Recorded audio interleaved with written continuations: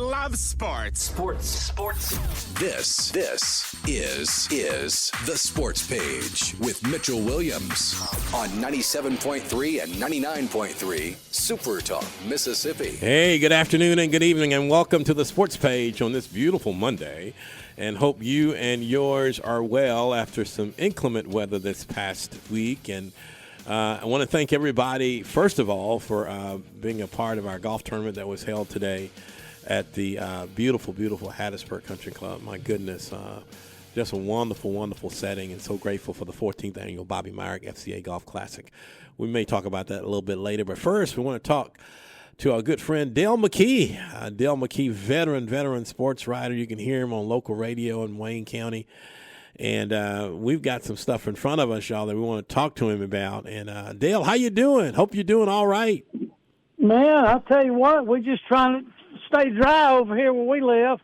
Well, I tell you what, it's one of those things, in Mississippi weather, what they say, you can just wait 5 minutes and it'll change, right? Right. Yeah, we can have 4 seasons within a month, can't we? Absolutely.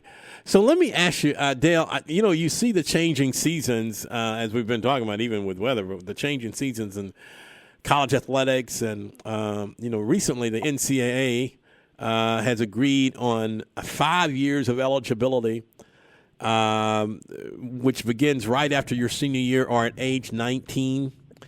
And, it's supposed to give some clarity as it relates to eligibility. What are some of your thoughts on that when you've seen that and heard that?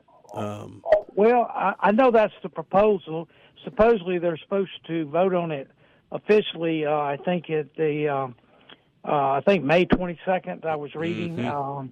So, but it's kind of what they want to do. It's, and it's just, a lot of people think as well, people like Trinidad, Chambliss, and folks like that, and kids with 7-8 years of eligibility, and it's aimed at them too. But our biggest problem, supposedly, is the foreign players. Right. And some of them being 25, 26, and one of them was 28 this year, played in the NCAA tournament. That's crazy. Really? And, they're playing against 18-year-old kids out of high school. That's not fair. I mean, that's like playing a professional, And so, they have to fine-tune what they're doing. And, there's just so much into this. They said in the NFL draft this year, 28 players were drafted that were over the age of 25. And so, it's just... you need to get on with your life at some point. And, right. And I think, 5 years is enough, They shouldn't be trying to get more money out of these boosters and revenue, because the colleges are having difficulty raising this money. Correct. I don't care who you are. Right. I mean, they're almost having like high school raffles in some of these colleges, and that's not fair. And it's going to come to a point to where the colleges, to me, now this is just my opinion, are going to have to pick the sports they want to be good in. I mean, are you going to be able to be good in all of them? Yeah, Ohio State may, people like that, but, USC, UCLA, Texas, Oklahoma, yeah. But what about, I'm not sure Ole Miss and State can keep up with people like that. Right. And I'm pretty sure Southern Miss, because they're not in a, I hate to say it, but they're not in a SEC type where they're going to get $80 million a year in TV contracts. How can they compete? And so, are they going to pick one or two sports? I'm just, and it's got a lot to do with the 5-on-5, but they got to get a fix of it. But to me, they're going to have to get the eligibility straight. Well, Mississippi High School has one that you can't turn 19 before August 1st. Right. Why can't you have that in college? I mean, I'm just saying you can't turn, that's a good question. 24, because there's a lot of high school kids that play during the season at 19 in their sport, but it's because they turn 19 after August. So let's just put it at 24. You can't play after 24. That would be fair, And so, these are just my recommendations to whoever who's ever who's on any kind of committee. But you know, they got, if they want to save college football, they're going to have to fix the eligibility by the 5-year plan. They're going to have to get a hold on the NIL where you actually have to work for that NIL money. Yeah. You have to do something for it. Do advertisement, I don't know, but you need to do something for it. LSU with a $40 million budget for football only down there. Yep. Now, how are they going to get all those players to work so they can make their share of the money? And you know, I just think that they're going to have to get up the hold of the transfer portal, and they've done a pretty good job. I think football was, 2 weeks in January, Yep, right, and basketball was 2 weeks in April. Yep. But, you know, then you got a sport like baseball. Okay, so if baseball gets to 2 weeks after, say, the College World Series, okay, and the coaches are going out, and, you know, and, I mean, the kids enter then. They can sign later, but they have to enter during that 2-week process. And so, I mean, they can sign like in August and things like that, but they have to, and I think, okay, that's going to be at the end of June maybe. So then all of a sudden you turn around and they're going to have the Major League Draft, and baseball coaches are going to be out again. Right. College baseball players, you know, okay, well, I didn't expect to lose this guy, and he got drafted and he decided to go on because the money wasn't going to be there next year. And, you know, it always comes down to money and everything, you know. But they're just going to have to get a little hold. But I think if they get the transfer and the eligibility fixed and tweak that NIL, then they're going to have 95% of their problems solved. But I still think you have these lawyers that are, because the rule that they're proposing is saying this: if you finish your eligibility this year, you will not be able to do the 5 to 5. So these people are kind of like in a 1-year zone because of the fact that the players before them got to play 5 or 6 years, ever what it was, and the players next year are going to get to play 5. So the players that use their eligibility up this year, say they did 4 years, they're going to be out. So what are they going to do? Some of them are going to go get lawsuits, and some of them are going to get jobs. Right. So so it's kind of a unique situation this year. And I just wish lawyers and judges would stay out of it and let the NCAA run their business like they're supposed to. You know. Yeah, it's so challenging because now we're seeing Dale, pro football players suing the NCAA for NIL money. And you see several stories. I can't remember the young guy that was suing, saying that he didn't get what he's supposed to have gotten NIL-wise while he was in college, but he's now a professional. And he needs to sue the college instead of the NCAA. Isn't it something? It's unbelievable how the narrative has changed. And, you know, you have that collegiately, but also, too, Dale, you have some things on the high school level, and not only here around the country, but in Mississippi, where, you know, Ricky Nieves, the executive director of the Mississippi High School Activities Association, is going to talk to our good friends in the MAIS, that Mississippi Association of Independent Schools, and they're going to have conversations about recruiting. And I was listening to one coach. I called a coach up and said, "So what's the deal?" He said, "Mitch is ugly." He said because everybody is fighting for kids, and then the rules are crazy, like there aren't any rules. And I said, "Here in Mississippi," he said, "Here in Mississippi, what?"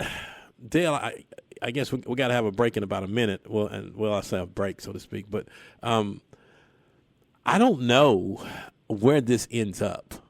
You know what I mean? I don't know. I just don't know how this ends up when you got this going on. You know, you already had a little bit of it, I guess, in days prior, but now it's a whole lot more aggressive. And now, are we talking about high school recruiting? High school recruiting, yes, sir. Okay. And kids going from one school to the other school to another school to another school. Mm-hmm. And you know, coaches and a lot of coaches are talking about it. I mean, they're talking about what this could look like for, you know, trying to keep a football team. Yeah, and especially those ones, from the rural Wayne County, rural Jones County, rural Jasper County. They got kids that, they're everything in these little small high schools. And there comes a third party that's not a head coach from another school, but they're coming up and saying, okay, I can help negotiate you going to another school, and then these are some of the things that's going to help you and your family. That's what we're listening. That's what we're hearing. And well, that's not good, is it? No, it's not. It's not good. It's not healthy, and it's something that I'm concerned with. I want to ask you that after we come from the break. We're going to take the little break right quick, and then I want to ask you your initial thoughts about, maybe what do we need to do? I mean, it's just if this is happening now and it's happening more aggressively, what are some of the things that we can make sure we can keep Friday nights as pure as it has been in years prior? We'll be back. Dale, hold on. We'll be back with more in just a second. Hold on.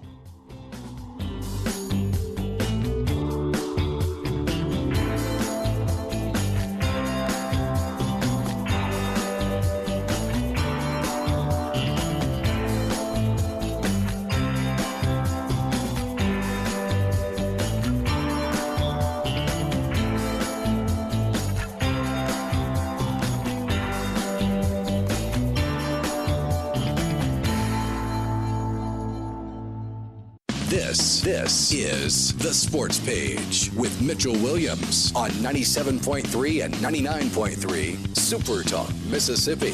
Hey, welcome back to SuperTalk, Mississippi. We want to thank all our sponsors for sponsoring this community sports radio program, simulcast on Monday nights on 99.3 and 97.3, and also on SuperTalkHattiesburg.com and SuperTalkLaurel.com. Don't forget that Crusader Talk is at the top of the hour on 97.3. With us is Dale McKee, who's been writing about Mississippi sports, y'all, for decades. And, you can hear him on radio in Waynesboro. And you can – but every once in a while you're going to hear him here because we need to hear his voice because he's seen a whole lot of stuff. And prior to the break, y'all, we were talking about recruiting here in Mississippi high school-wise. Not high school to college, not high school to junior college, but high school to high school, and how – now the High School Activities Association and the MAIS are getting together and talking about it.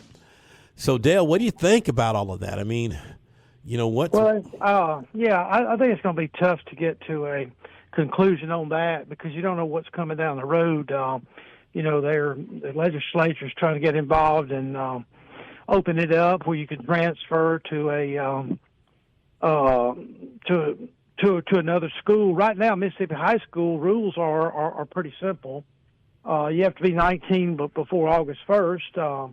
You have to be a resident of your school district. And what I mean that, you have to bring a power bill or two notifications of where you live. And so right now they've kind of got, it like that. Now, what happens if a child would like to move from one public school to another, everybody in that family has to move with them, and that doesn't happen sometimes. Somebody will stay behind, a couple people will stay away, and then you get into who's the guardian of this situation. Who's been given parents' rights to the child through a court order or something like that. So that's kind of the way it is now. When you enter the 9th grade at any public high school in Mississippi, you are in your 4-year ticker, as they call it. Like NCAA wants to do 5. Well, public schools in Mississippi is 4, and I'm sure it is in the Academy League too. But what they then do after that is that they will look into a case. Okay, let's say a 5-star quarterback moves from one public school to another public school. Yeah. And so then you probably raise some eyebrows, and if the school that's losing the player calls a Mississippi high school, then there's an investigation. Okay, is this on the up and up? Is all the family members moved? And things like that. And I've seen some people put fake addresses down. They put trailers down that honestly Probably a lot of pets wouldn't want to stay in, just to give them an address in that area that they want to go to school. And in the past, there's been some, like I remember one year there was a kid moved from one school to another, and the Mississippi high school said, can y'all work it out? And this was like 10, 15 years ago. It wasn't on Mr. Neves' watch.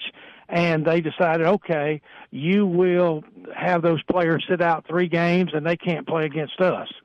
Now, that was, like I said, 15 years ago. That might be a good way to do it. I don't know. But they came to a conclusion on that. But now that's a very rare case, and I don't think I've heard of something like that since then. But, okay, let's say there's a basketball player in Ingomar, a small school up in northeast Mississippi, and they've got a 7th grader that's playing varsity basketball, a girl or a boy. All right, the 7th and 8th grade, all the rules is that they can't play, if they're playing on the varsity, they can't play JV or junior high or something like that. Okay, but when they get in the 9th grade, that's when their clock starts. And so, it's still this thing. They have got another rule in Mississippi high school, and it happens a lot in basketball, and maybe soccer. I'm not sure about soccer very, very much, but say if a child is a high school kid, say at Hattiesburg, is playing AAU basketball with somebody that lives with a coach from a different school. And all of a sudden that kid wants to transfer to that school with that coach. Well, he'll have to sit out a year, or she will have to sit out a year, from what I remember about the rules. So, that's one thing that's put in place. Now, the Mississippi private schools have put in a rule this year that if you're in the 10th or 11th grade and you transfer from one private school to another, you have to sit out a year. And they've done that. Now, they are talking, but I just don't know how you can come to a conclusion on this if a child really wants to. I mean, I hate to say it, but if he's playing for a losing team and he's got a chance to shine at a larger, say, private school, I mean, how can you really, stop that? I don't know. That's the parents' freedom of choice. Now, they supposedly don't get scholarships, okay, but they can have a sponsor at the private schools. So I don't know what the difference is. I mean, but I mean, that's just what I know from people telling me that's been in both. Okay. Right. And so, so that's all I'm going by. And like I said, I've been kind of out of that eligibility stuff for a couple of years, and they do change it, and they probably have to change it daily nowadays, But I don't know. I've heard that one private school in Jackson gave a baseball player an NIL deal. I don't know if that's true or not. Now that was rumor, and I'm saying I don't know why you would do that. I mean, honestly, I don't. That's not fair. Or something like that. So I don't know if that was actually true or not. But he's a very good ball player, and anyway, so. And like I said, a lot of this is just hearsay. But now the rules, I'm pretty familiar with the rules as far as when you get in the 9th grade and the academy's doing if you're in the 10th or 11th and you want to go from one to another, you have to sit out. Public schools, if you want to move from one school to another school, even within your own county, right, you have to make a legitimate. But now, if the legislature in the coming years, and it will finally come to parents will have freedom of choice. I really believe that. To go to school that they want to, what are you going to do then? Right. I mean, what's Mississippi high school going to do? The legislature's probably going to say, you can't do anything. You got to leave them alone. So then you get the Mississippi legislature doing like the, being like, I guess the Trump and his, thing, which I think he's trying to do the right thing. He's trying to save college sports. And as far as that, but you're gonna have some. It's not gonna end. Mitch, I'm real keen on going back in history. Yeah. And I remember reading in the Laurel newspaper, an old one. It was like 1938. Okay, that's a long time ago, I know. But I just enjoy. I was looking up stories about Babe Ruth. and his career ending. And I read this story about this Laurel football player, and I can't remember his name, but he must have been a pretty good player. And he said, and they said in the paper, and this was their exact quote, that LSU and the New York Yankees were bidding for his services. LSU. So that was 1938. So LSU still bidding for players. They just it's legal now. But anyway, and so you know that's kind of college sports really hadn't changed, Mitch. I mean, people used to do it under the table. You know that as well as I do. Yeah. And now it's more out in the open, and it's making people mad now. They didn't mind it when it was secret, but Ole Miss lost 2 football players this year because somebody released their payroll for their football team, what they'll make on NIL next year. And one of the linebackers, one of the defensive ends, got really mad and left and went to LSU. And so, that's the thing about having salaries now. At least, when it was back in the old days and it was under the table, I guess we just didn't get as mad as we do now, because, things like that. So, I don't know, Mitch. You tell me. We're going to get this thing fixed before me and you go. I hope so, Dale. I hope so. I just, the greatest influence on a team or at a school is a coach. And, my thing is like we want to make sure that he or she is equipped, and everything is fair while they try to build kids. Sure. If it be on the high school level or if it be on the collegiate level, any level where we got a coach, there's a chance for life change. And that's where that's where I'm at. I'm like, man, let's just cool down the noise. And we got all these different things, like you said, legally and all these other different things. I'm like, man, let's just make it where it's good for everybody. And I know that Southern Miss and a number of the teams that are in the Group of 5, they're not going to be power schools at all, but hey, let's just make it even. Dale, I got to go, brother. Thank you for taking some time out, man, on a night like this, and we're going to talk to you again, my brother. Thank you again. Hey, thank you. I appreciate you having me. God bless. Bless your back, brother. Dale McKee, veteran sports writer, wonderful man. He gave us some good insight on to what's happening with 5 years eligibility in NCAA and recruiting on the prep level. When we come back, let's talk some Dixie Youth Baseball when the sports page continues.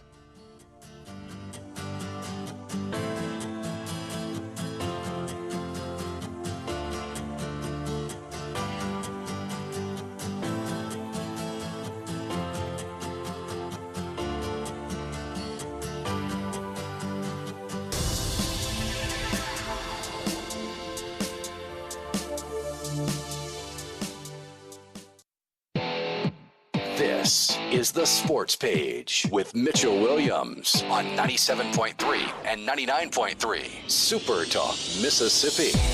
Hey, welcome back to SuperTalk, Mississippi. And my goodness, we're rolling through as we come and begin a new week on this beautiful Monday. And know that the Crusader Talk is at the top of the hour, y'all. And we've been moving through and we've been talking about high school eligibility. We've been talking about high school recruiting. We've been talking about collegiate eligibility with the new 5 years proposal that they come up. But we know that Mississippi is a baseball state, don't we? Yeah, we do. And we're seeing the remnants of it. Of course, I saw where both Southern Miss, Ole Miss, and Mississippi State is predicted as of the moment to be host for regional play. That's crazy. 3 from Mississippi. And we've done it before, but that we continue to do it. And why? I'm going to tell you why it happens. It's because of our youth baseball programs and how strong they've been. And it feeds into our young leagues and then feeds into our high schools and then our community colleges and then our colleges. I mean, it has laced our colleges and universities with great high school baseball players and local guys. And they started playing Dixie Youth, a lot of them. So with us is right now our good friend Freddie Triplett, who's been associated with Dixie Youth Baseball he's been around since Moses brought down the laws down there from the mountain. Mm-hmm. But he don't look like it, y'all. He don't look like it. He don't look like it. Freddie, thank you for taking some time out with us, man. So how is Dixie Youth Baseball in Hattiesburg going so far? I mean, I know I saw some things from the I guess several days ago from the first opening day. It was beautiful. It's not like those kids coming out in them white pants and coming out there doing what they do out there. That's right. Nothing like it. But how are things so far? Everything is great. We've had really we've only had one rain out, so for a baseball program, that's good for us. Yeah. So we've had we're already in week 6, believe it or not, of our season. We've got a couple of more weeks to go, and kind of where we're at the tail end of the season. So we'll have folks start thinking about tournament time. We're all about rec season, but there is a point where the cream of the crop start talking about tournaments, and in what we call, Mitch, they've changed the name from Dixie Youth now to Diamond Youth Baseball, and so it's still DYB, I guess they call it, but they have a genuine, what I call a true, you play tournament ball, and you don't pay to play, but you go through a bracket, and when they get to the World Series, you've got a true champion. So they'll start that tournament stuff here in probably within the next month, and then one of the things we're doing, Mitch, is we are looking to hopefully host believe it or not, a 6U World Series in Hattiesburg. Wow. Yeah, I know. When I first heard about that, I said, okay, now guys, we're kind of going crazy, but with the 6U and the 8U, and it's a little different rules for them, but it really gears them up for just at that level. You really see some good baseball. It's kind of crazy, but and of course, Grandma and Mama and Papa, they all come to see. Yeah, absolutely, yeah. So it's good for the city. It's good for Visit Hattiesburg. It's good for the surrounding areas and hotels, and so we'll look at that. Hopefully, we'll be awarded that in August if all goes well. Well, that'll be for 2028. But besides that, Mitch, man, we just got a great group of volunteers, a great board that helps me manage that program. This is, of course, year 45 for me. And I know you don't think I'm 45 years old. I don't. I do not. But, and, it's just something that I enjoy. There's people now that's on my board that I coached when they were 9 years old. Now, that's crazy. Now, look, when we're on the phone and you're talking about talk to Ab Payne. Y'all may not know Ab. Yeah. Ab is a very, very successful businessman here, and just a good dude. And Freddie was saying that you coached him, right? Yeah. And if you go in Ab's office, he's got his Dixie Youth trophies over in the corner. So he's still pretty proud, and he'll tell you a story or two. But it's neat stuff. It's good. You got people like Jeff Cook, who's the head of Forest General Hospital. I mean, he come through our program. I went to Youth Day at Hattiesburg High last Friday night, and the mayor was there, and there's some folks there, and we had some youths come out there with the high schoolers and stand there and doing the national anthem and that type stuff. And I looked around, and I think I counted about 14 of those guys on the Hattiesburg High team had somehow at least come through our program. That's crazy. And so it's neat to be out in the community as long as the good Lord has let me be around and see those people. And I run over to Southern Bone and Joint, and I got Neil Gregg working on my knee. Dr. Gregg. So it's fun, and I know you have the same type of experiences. But anyway, we've got Spring Fling coming up, which is next Saturday, or this coming Saturday, and hopefully rain don't stay away and everything. But what that is, Mitch, is all the guys and gals play on that Saturday. It's kind of a spring fling. We have a big Coca-Cola truckload sale. So if any young kids come knocking on anybody's door this week wanting a fundraiser for Diamond Youth Baseball, y'all help them out. Come on, we will. Around. We'll do it. Yes, sir. They'll help them out. And one thing Friday night that I want to let you know about is Major League Baseball has this thing called pitch, hit, and run. And so if you can think back to the old days of pass, and kick, right? Right. So this is the baseball version. And Friday night, May the 8th, at the park, you got to be registered before you come, though. But you just go to www.hdyd.net, and you can register for this free. It's not a clinic, but you come out, and if you're 7 through 12 years old, you pitch, hit, and run. And probably take an hour and a half. We'll give you a Powerade, and it's free. It's just fun. We usually have 70 to 100 kids out there, and beautiful. If the rain holds off, it'll be fun for everybody. And then that following morning, we'll turn around and have we start our city tournament with the spring fling with all the kids playing, and it's just a fun day for all, if you will. Freddie, tell everybody about, while we got the audience, about the Miracle League. I mean, I remember we were having these conversations about what that could be and just the vision and the dream of it. Pour out and tell some folks about, Well, yeah. And I kind of get hair standing in my head when I even think about it. Yeah. But, me and you, we've been blessed, and some of our family members to play the great game of football or run track or baseball, and we have all these things. There are those that just can't do as much. Right. And what we want to do as a community, and we're trying to. We've got a group that's board of directors.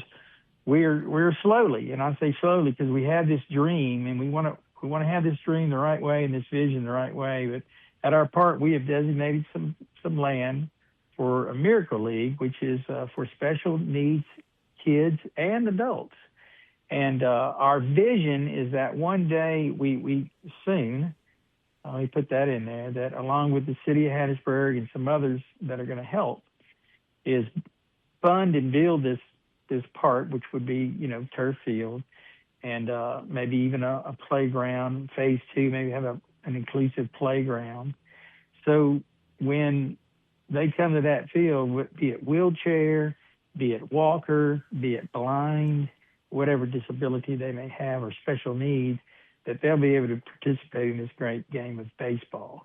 They'll have what we would call, volunteers with them that run around the bases with them and have fun. Anyway, everybody just love on everybody, And so the closest is in Macomb, Mississippi. There's one down in New Orleans. There's one maybe in Jackson. But in the greater Pine Belt, we feel like, obviously there is a need. Yes. And we think that we can do this. So I think that you'll be hearing from us and the Miracle League of Hattiesburg here coming up here in this next year. We really hope to kind of move the needle on that from a funding standpoint, and then also, turn around and make this dream, if you will, a reality. I'm just really already seeing the smiles of a child.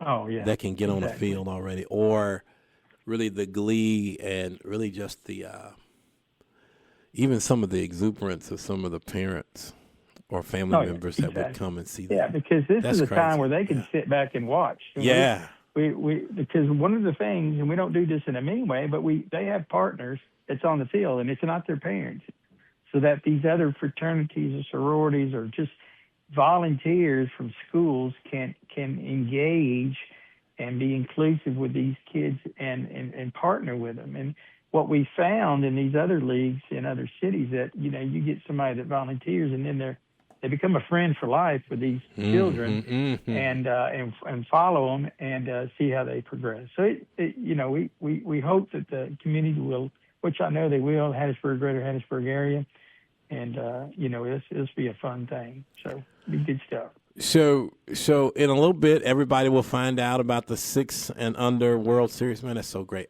We're gonna do some stuff with FCA. We're gonna do something with that. I don't know what we're gonna do, but that's so hot. That is. Yeah. I'm like, man, I can't wait. Well, you remember last year y'all participated? Yeah, man. Yeah. Out at Pete Taylor Park. Absolutely. Yes, sir. Steve Max with the he was out there. So it was fun stuff. All you got to do, Freddie, when you got something, all you got to do is call. We coming, man. We'll pitch that tent and come on.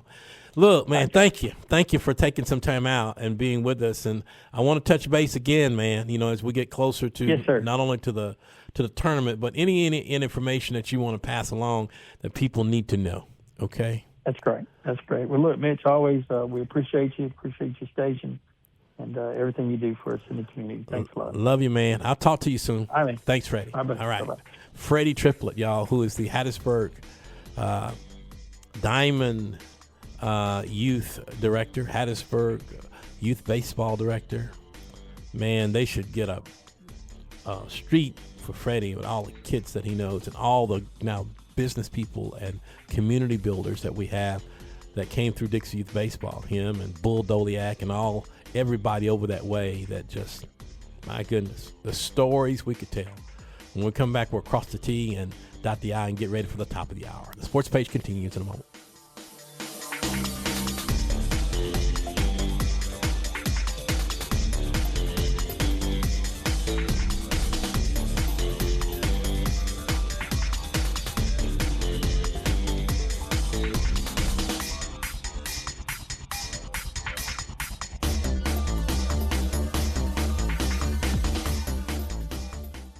This is the Sports Page with Mitchell Williams on 97.3 and 99.3 Super Talk, Mississippi. Hey, welcome back to Super Talk, Mississippi. I want to thank all the folks that are with us. We had Dale McKee, veteran broadcaster, veteran sports writer. I've been covering Mississippi sports for 4 decades. We started talking about the NCAA and its new, move to have 5 years after you're 19. You got 5 years to play, and or after your senior year. They're going to kind of tweak it probably a little bit, but that's the proposal. And we talked about recruiting, and has always been recruiting, y'all, from high school to community college and community college to college, of course, right? But now high school to high school. And we're seeing a little bit of it. I'm sure in social economic Mississippi, we won't see it on the highest level like you might see in Florida or Texas.